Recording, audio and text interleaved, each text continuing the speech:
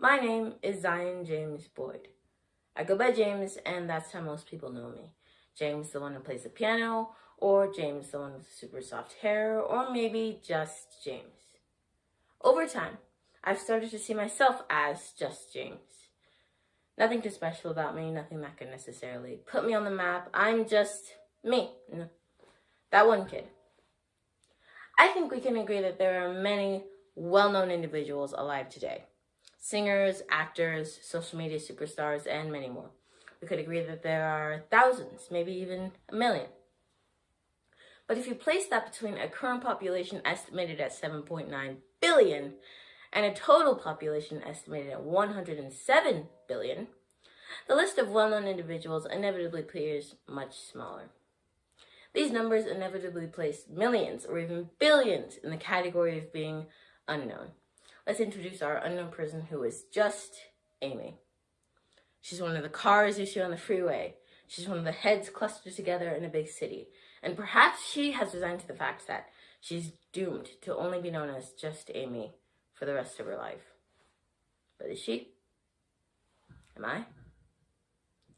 I'm going to introduce you to some people that became more than just James. Some people that grew to be known across all history. And the setting is the civil rights movement of the 1900s.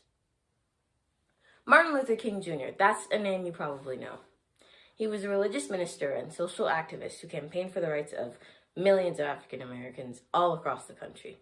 He's probably most well known for his famous speech in 1963 titled, "I Have a Dream," often regarded as one of the finest and most important speeches in history.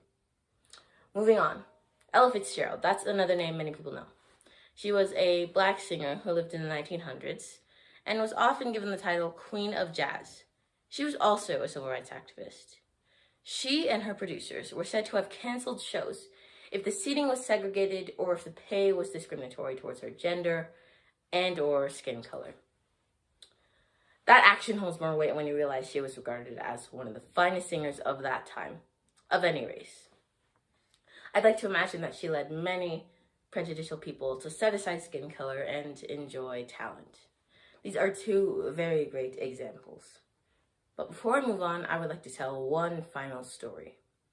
The story of another historical figure, though this one may be less well known. His name was James Van Der Zee, and he was an African-American photographer who lived in New York City in the 1900s.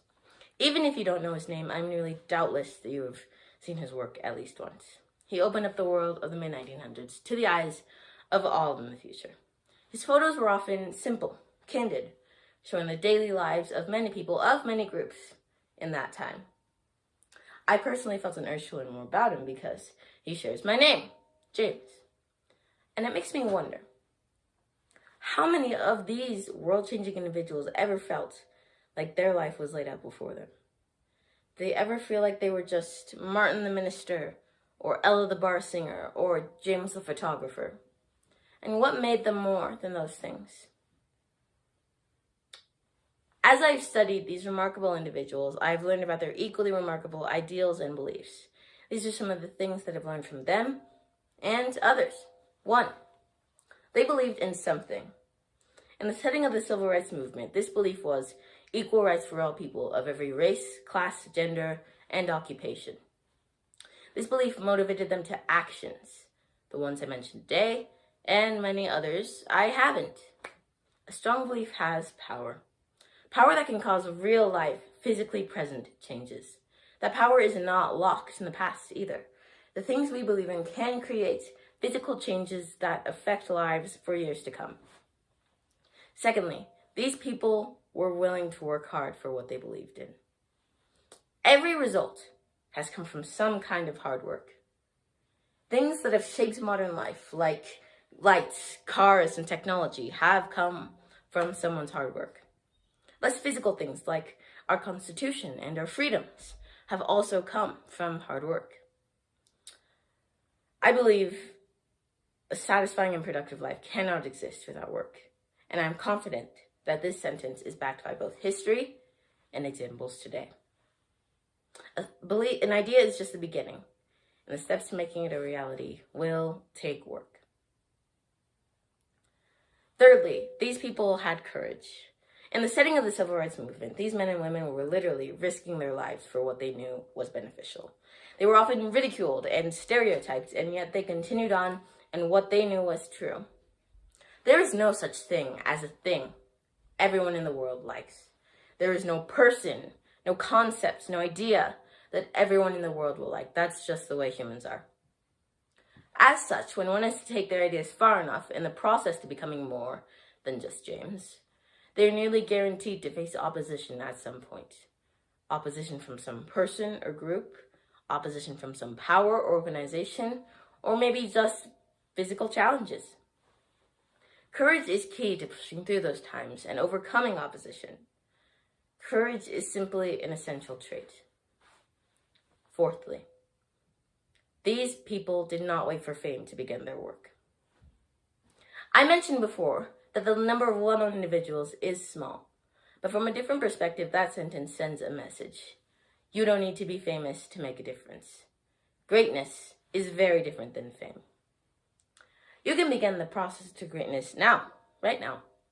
It is unwise to sit around and wait for the world to know your name.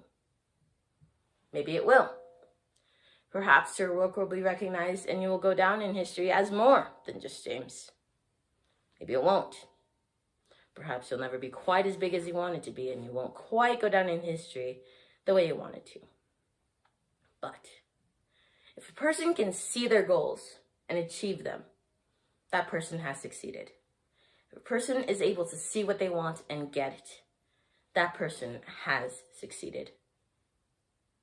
I'm not just James. I don't need to be in the history books to make a difference, and neither do you.